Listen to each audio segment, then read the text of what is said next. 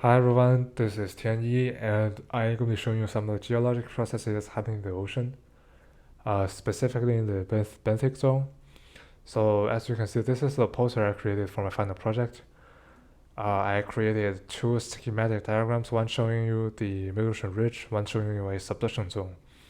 So one of the primary geologic processes happening in the mid-ocean ridge is the formation of hydrothermal vents. They are formed due to the precipitation of minerals from hot hydrothermal fluid. So when cold oceanic water travels through the fractures in the crustal rock, they get heated up by the hot surrounding rocks and then dissolving the minerals. Then hot water rises up and the minerals in the hot water gets precipitated out and forming those black smokers, also known as the hydrothermal vents.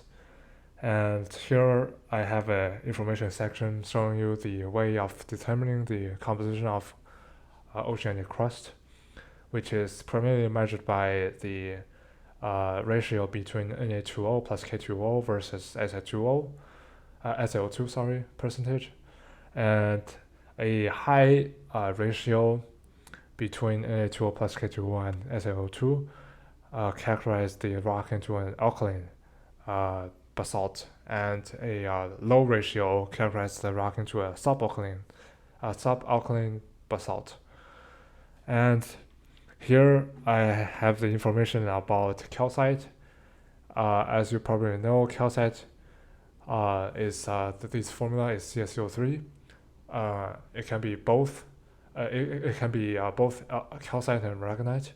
They have the same formula but different structure, and so they have different solubilities in ocean water. Both of their solubilities increase with increasing depth. In southern Atlantic, calcite is undersaturated between 4,200 meters, while aragonite is undersaturated below 3,100 meters. So the typical saturation depth of calcite is about 3,000 to 4,000 meters. So like small mountains on land, sometimes you can see the snow mountains in the ocean, but the small is substituted by CaCO3. They typically happen in seamounts and erosion ridges. And so here I have a schematic diagram showing you the structure of oceanic crust with water on top and the rocks below. So on the top layer, you have the sediments, and then sheeted dikes plus some pillow lava on top of them. And then you have the gabbroic rock below it, and then peridotite, which is coming from the mantle. And for the subduction zone, the primary way that the volcanoes form is throughout these magma rising from the oceanic crust that gets subducted into the subduction zone. So there's water both physically in the porous space in the rocks and structurally in the form of H2O bonded with the minerals in the rocks.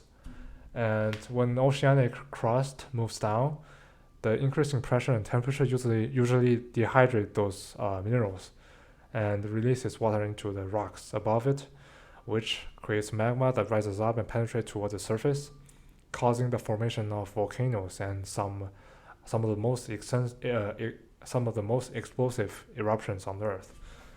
And as you might know, like the 10% increase of water in magma can cause a very explosive eruption from the volcanoes. And another interesting concept is the trench rollback, which refers to an interesting phenomenon where the oceanic trench is moving towards the subducted crust side. And this usually causes the steepening of the slab and it changes its composition, density, and steepness. So this phenomenon is believed to be one of the main reasons for slab stagnation and the 660-kilometer discontinuity between the upper mantle and lower mantle. And I also have some of the mineral phase changes happening on the oceanic crust. The first one being the formation of serpentine. So serpentine is created by hydrothermal fluids. And so ocean water is heated by surrounding rocks and can react with the minerals in the ultramafic rocks such as olivine and pyroxene. And the second mineral phase transition is the creation of tourmaline. So hydrothermal activities can create tourmaline, and this is a beautiful mineral that is very worth collecting. And so this is the overview of my poster, and thank you for watching.